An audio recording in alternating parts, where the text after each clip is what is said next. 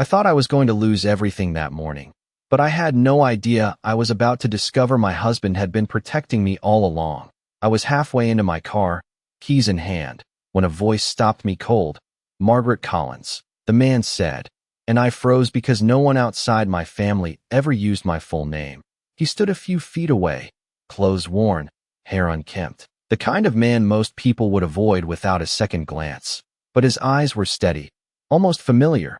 "You shouldn't go to that meeting," he added quietly, and something in the way he said it made my chest tighten. I studied him carefully, trying to place him, but I was certain we had never met. "Excuse me?" I asked, my voice calm even though my hands had started to tremble.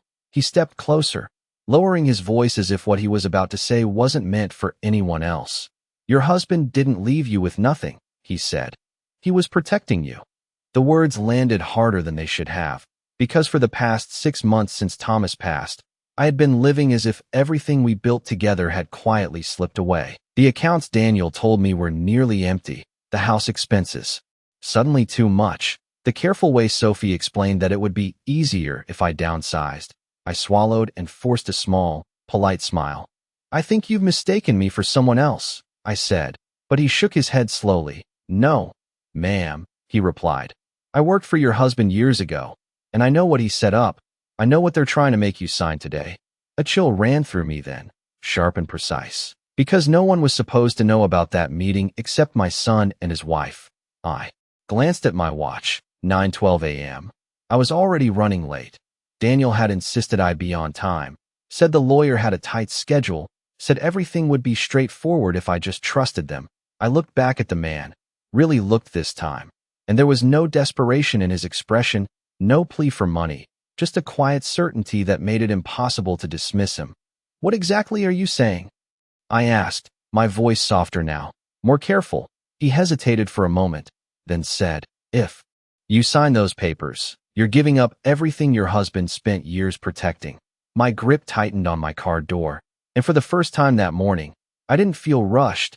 I felt watched, like I had been walking towards something I didn't fully understand. The street around us was quiet, the kind of stillness that makes every small decision feel heavier.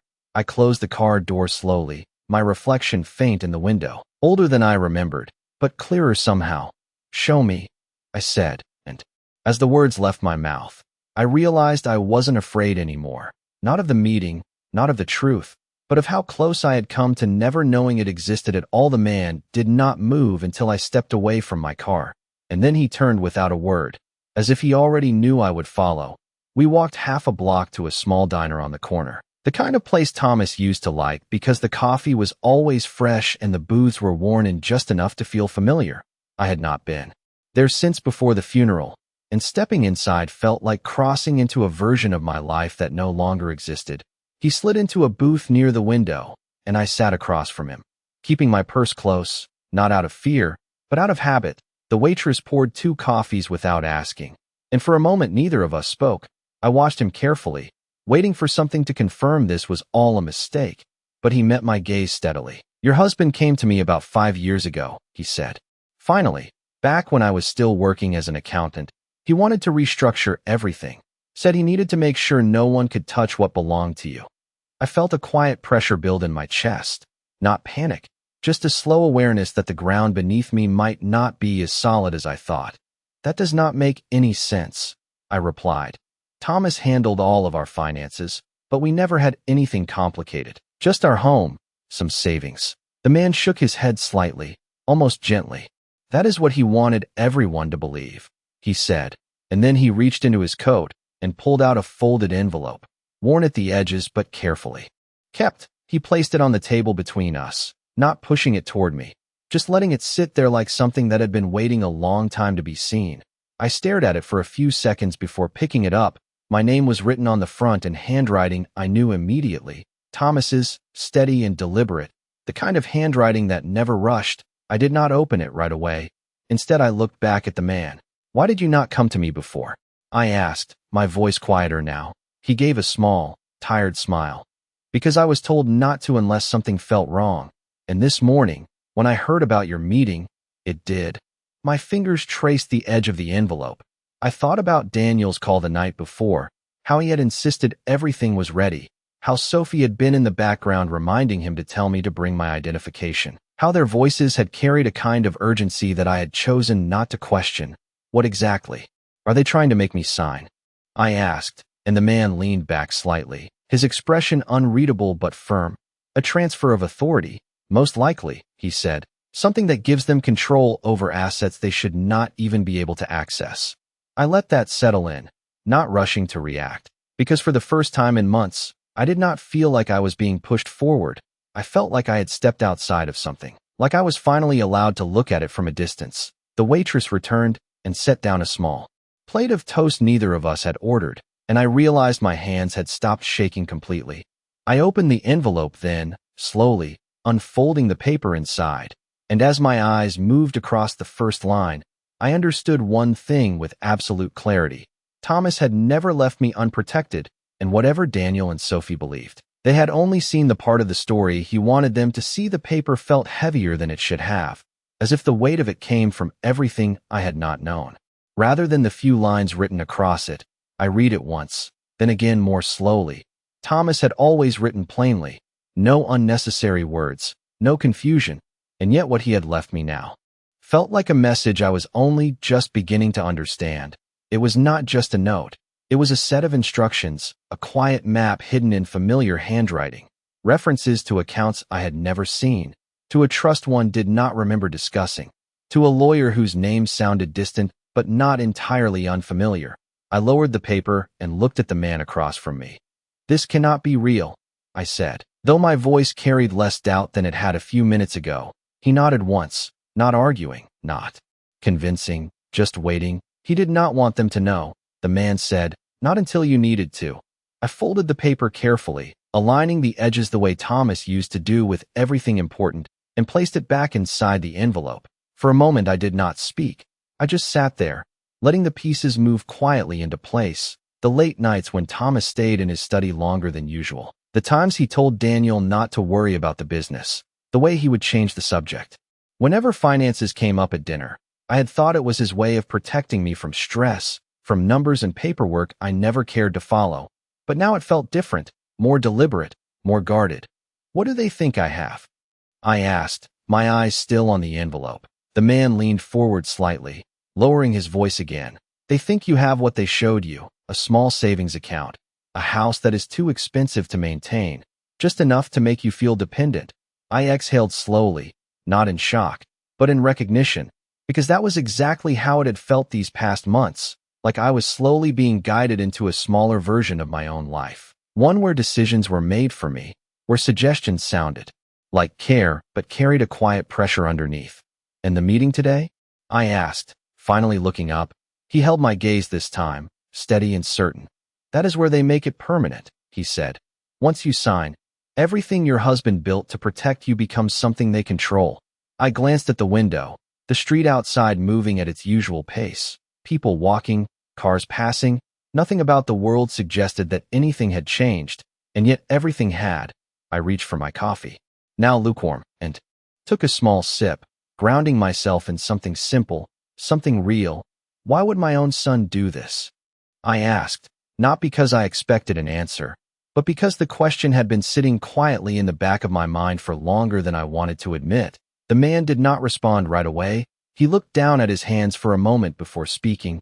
"Sometimes people believe they are entitled to things they did not build," he said.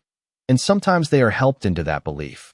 I thought of Sophie then, her careful words, her polite smile that never quite reached her eyes, the way she had taken over conversations without ever raising her voice, always framing things as what was best for me. I set the cup down and straightened slightly in my seat. The hesitation that had followed me since Thomas passed was gone, replaced by something quieter, clearer. I picked up my phone and looked at the time again. The meeting would be starting soon. Daniel would be waiting, expecting me to walk in exactly as planned.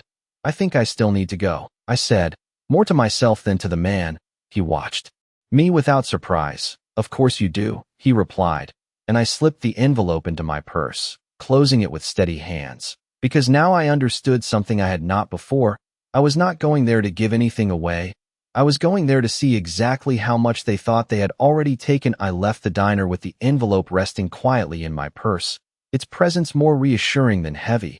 The man stayed behind, not asking for anything, not even my name, as if his part in this had already been decided long before I stepped into that booth. The drive to the law office took 15 minutes, the same route I had taken dozens of times over the years, with Thomas sitting beside me, pointing out small changes in the neighborhood, new paint on a house, a tree that had finally been cut down. But today the road felt different, sharper somehow, like every turn carried intention instead of routine. I parked in the same spot Daniel had texted me about, third space from the entrance. And for a moment I sat there with my hands resting on the steering wheel, not frozen, just still, letting the quiet settle before I stepped into whatever was waiting inside. When I entered the building, the air conditioning felt colder than necessary. The receptionist smiled politely and asked my name. I gave it without hesitation, and within seconds Daniel appeared at the end of the hallway, his expression bright in a way that felt practiced. "Mom, there you are," he said, walking toward me with quick, confident steps. He kissed my cheek lightly, the way he always did when he wanted to appear attentive. "We were starting to get worried you might be late," he added, glancing briefly over his shoulder. Sophie stood a few feet behind him, composed as always, her posture straight, her smile soft but controlled. "Traffic was lighter than expected," I replied, my voice even, neither apologetic nor defensive. Daniel nodded, relieved. Good.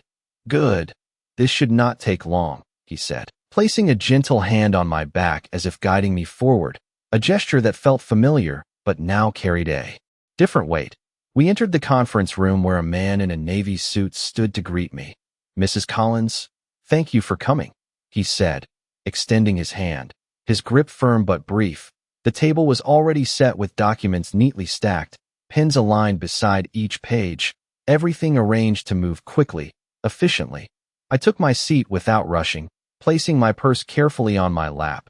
Daniel and Sophie sat across from me, close enough to exchange quiet glances. "We have prepared everything based on your situation," the lawyer began, his tone measured and professional. "Given the current financial outlook, this agreement will allow your son to manage certain assets on your behalf, ensuring stability moving forward."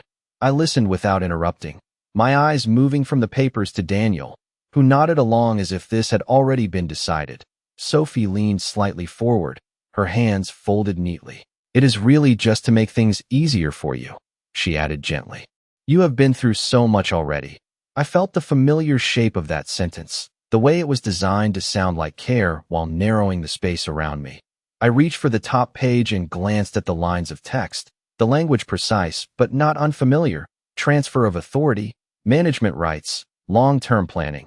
I let a small silence form before speaking.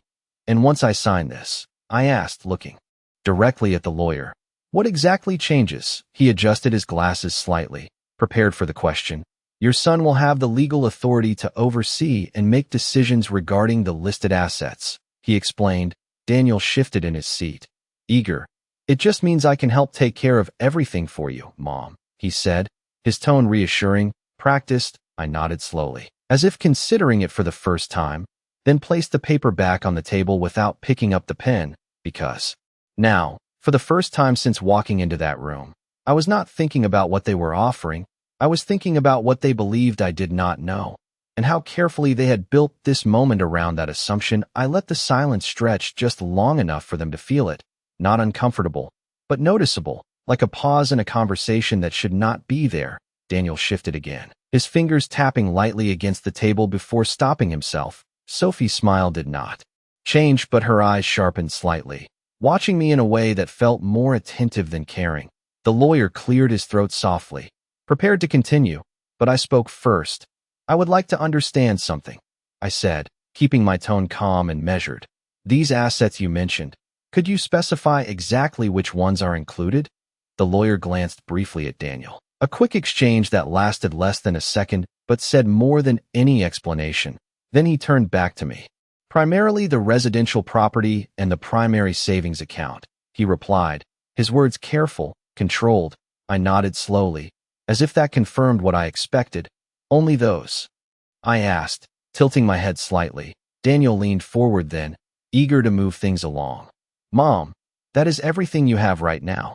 This is just to make sure it is managed properly, he said, his voice gentle but carrying that same quiet insistence I had noticed before.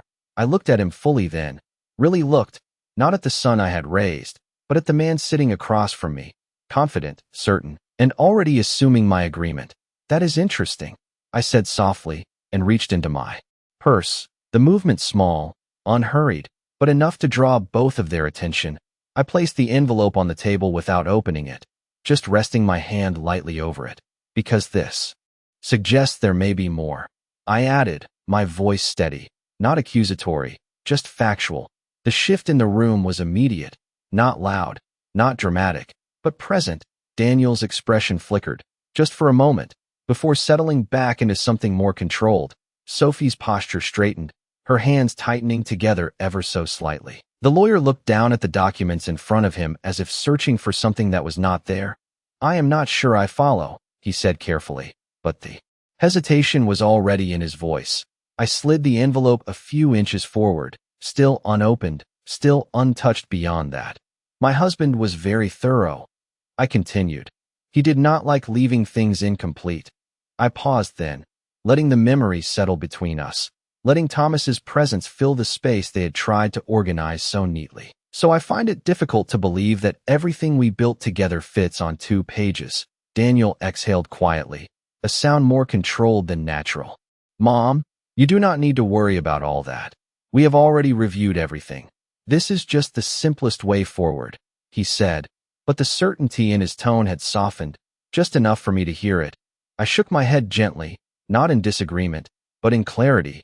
I am not worried, I said, and for the first time since the meeting began, I felt completely still inside. No pressure, no confusion, just a quiet understanding of where I was standing.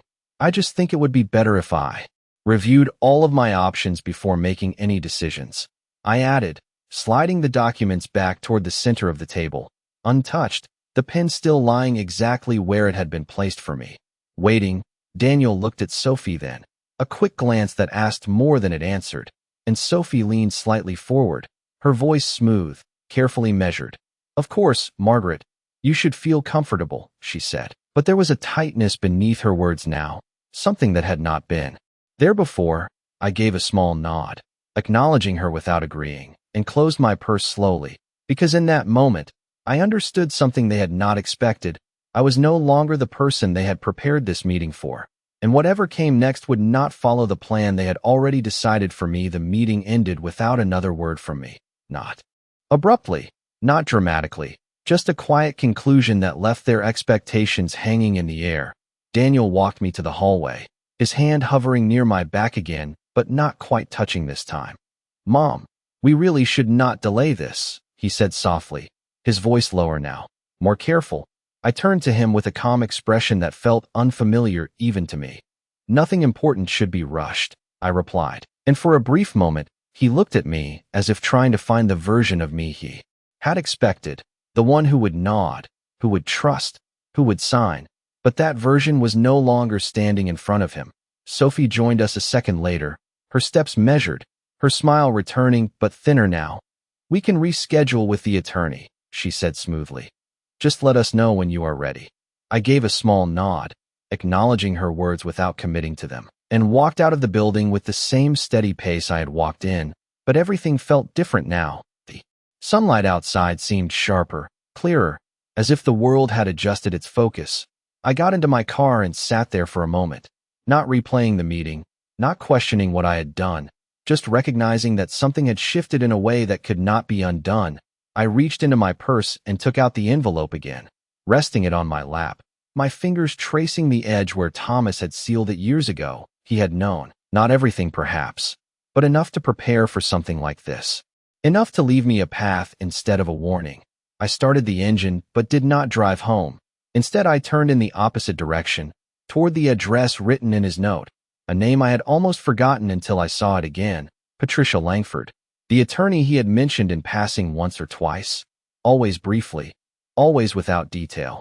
The drive took about 20 minutes, each mile carrying me further away from the version of my life I had accepted these past months. When I arrived, the Building was smaller than the one I had just left, older, quieter, without the polished appearance of a corporate office, but something about it felt more solid, more real.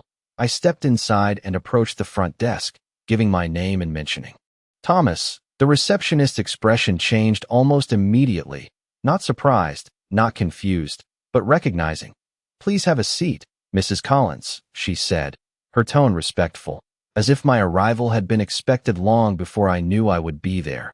I sat down, placing the envelope carefully in my lap again, and waited, not impatiently, not nervously, just aware that whatever came next was not something being decided for me, but something I was choosing to understand. After a few minutes, a woman in her 40s appeared in the doorway, her posture confident, her expression composed. "Margaret Collins," she said, her voice steady. "I have been expecting you." And as I stood to follow her, I realized that for the first time since Thomas passed, I was not walking into a situation blind. I was walking into something he had already prepared for me, something that had been waiting quietly beneath everything I thought I had lost. Patricia Langford's office was nothing like the one I had just left. There were no polished glass walls, no carefully arranged stacks of identical folders. Instead, there were shelves lined with worn binders, papers that looked used rather than displayed, and a quiet sense that things here were handled with time rather than speed. She gestured for me to sit across from her desk and closed the door behind us, not in a dramatic way, just firmly enough to separate this room from everything outside it. "Your husband came to see me several times over the past few years," she said without preamble, her voice calm but precise. "He was very clear about what he wanted, and even more clear about what he was trying to prevent." I placed the envelope on her desk and slid it toward her. She did not open it immediately. Instead, she looked at me first, as if confirming something, then nodded once and unfolded the paper inside, her eyes moving quickly across the lines, not surprised, not confused, just confirming what she already knew. "He told me you might come one day without knowing why," she continued, setting the paper down carefully. "And that if you did, it would mean the situation had reached a point he had anticipated." I felt that same quiet clarity settle deeper, not overwhelming, not emotional, just steady. "What exactly did he set up?" I asked, my hands resting still in my lap. Patricia leaned back slightly, folding her hands together. "A layered structure," she said. "A trust, several accounts, and ownership positions that do not appear under your immediate name unless accessed correctly." She paused briefly, watching my reaction, but I did not interrupt. I simply listened. "On paper, your visible assets are limited," she continued, "but in reality, you are the primary beneficiary and controlling party of a much larger portfolio." I let the words settle, not rushing to ask more, because I already understood the shape of what she was describing, not the details yet, but the intention behind it. Thomas had not hidden things from me. He had hidden them for me, and my son. I asked quietly. Patricia's expression did not change, but there was a slight shift in her tone, more careful now. "Your son has access only to what has been presented publicly," she said. "However, there have been recent attempts to expand that access through legal authority, which would explain the documents you were shown today." I nodded once, the connection forming clearly now, not as a shock, but as a confirmation of something I had already begun to see. "If I had signed those papers," I said, not as a question, Patricia answered immediately, "they would have gained control over the visible assets and eventually positioned themselves to challenge the rest," she said. "Not immediately, but strategically." I exhaled slowly, not in relief, but in understanding, because what had felt like pressure before now looked like a plan, one that depended entirely on me not knowing what I actually had. Patricia opened a drawer and pulled out a thin folder, placing it in front of me. "Everything your husband established is still intact," she said. "Nothing has been transferred. Nothing has been lost. But from this point forward, it requires your direct authorization." I reached for the folder, opening it with steady hands. The pages inside were detailed, structured, precise, but for the first time, they did not feel distant or overwhelming. They felt like something I was meant to see, meant to understand. I looked up at Patricia, meeting her eyes without hesitation. "What do I need to do next?" I asked, and she gave a small, measured nod, as if this was the moment she had been waiting for. You need to decide how much you want them to believe they still have control, she said. And in that moment, I realized that what came next was not just about protecting what was mine. It was about choosing exactly when and how the truth would be revealed. I did not answer her question right away, not because I was unsure, but because for the first time I understood that silence could be a decision, not a hesitation. I closed the folder slowly and placed it back on her desk, aligning it carefully, the way Thomas used to do when something mattered. They believe I have already agreed, I said finally, my voice calm, steady. Patricia nodded slightly, as if she had expected that answer. Then you have an advantage, she replied, because they are acting on assumptions, not facts.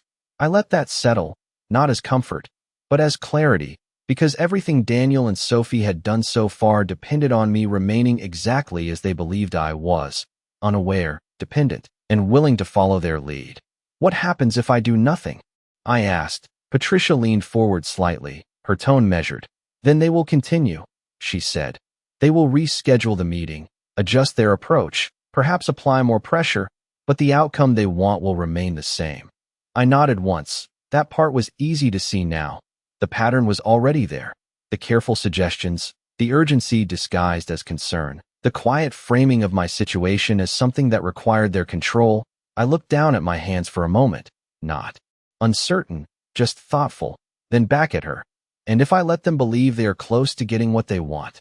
I asked. Patricia's expression shifted just slightly, not surprised, but attentive. Then you choose the moment, she said. You decide when the assumption breaks. I stood up slowly, not rushed, not hesitant, just moving forward. I think I understand, I said, and for the first time since Thomas passed, I felt something that was not loss, not confusion, but direction. Patricia handed me a smaller set of documents. Nothing like the ones I had seen earlier. These were precise, targeted, each page serving a purpose I could follow. These will secure your position immediately, she said.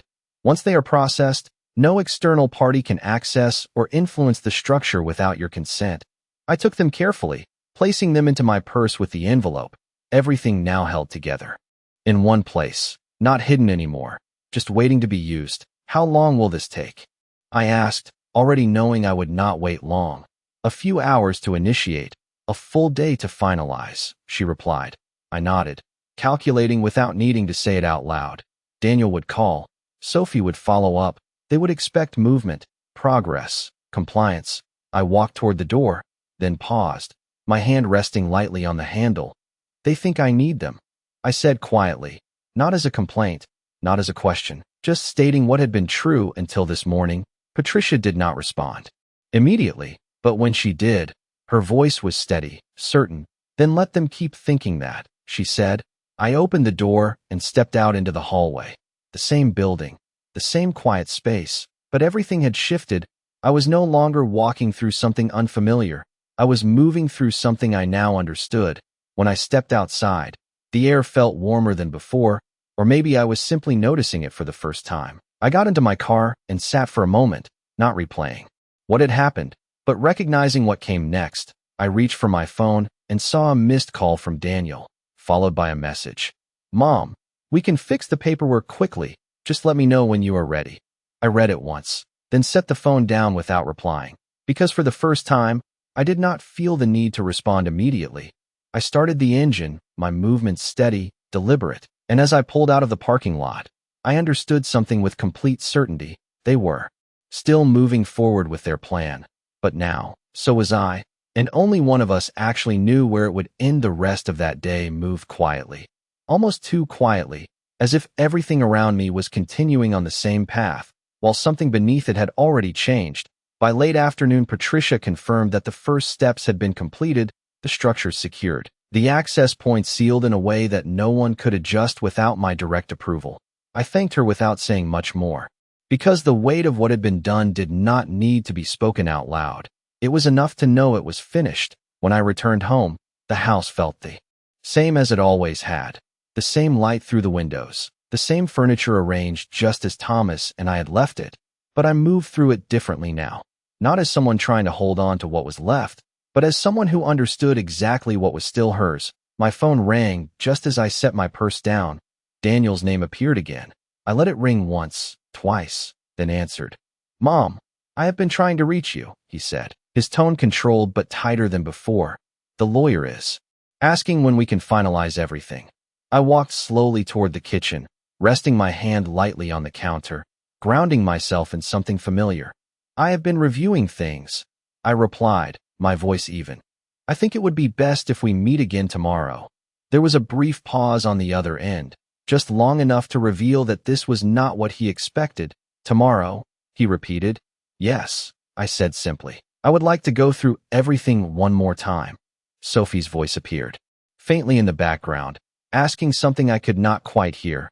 Daniel covered the phone for a moment, then came back. That is fine, he said, though the confidence from earlier was no longer as smooth. We will arrange it. I ended the call without adding anything more, placing the phone down with the same steady movement I had used all day.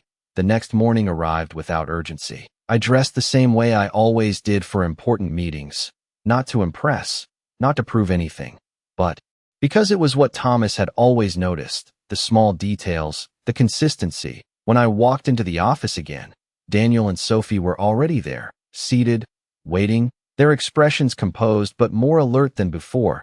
The lawyer greeted me with the same professional tone, though there was a slight hesitation now, a carefulness that had not been there yesterday.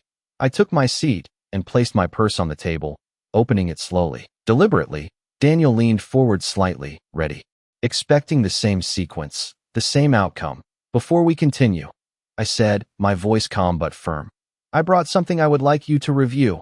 I removed the documents Patricia had given me and placed them neatly in front of the lawyer, not sliding them across immediately, just letting them sit there, visible.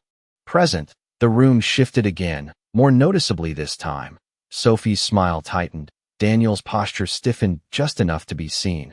The lawyer reached forward, picking up the top page, his eyes scanning quickly, then more slowly, his expression changing in a way he could not fully hide. Mrs. Collins, he said carefully, looking up at me, this changes the structure entirely. I nodded once, not explaining, not elaborating, just confirming what he had already understood. Daniel frowned slightly, glancing between the papers and the lawyer. What does that mean? He asked, his voice no longer as steady as before. The lawyer hesitated, then answered. It means your mother retains full control over all assets, including those not previously disclosed. The silence that followed was not empty. It was full, filled with everything that had been assumed, everything that had been planned, now sitting in plain view, no longer hidden. I folded my hands lightly on the table, meeting Daniel's eyes without anger, without accusation, just clarity, because in that moment, there was nothing left to explain, only the truth, finally placed where it had always belonged.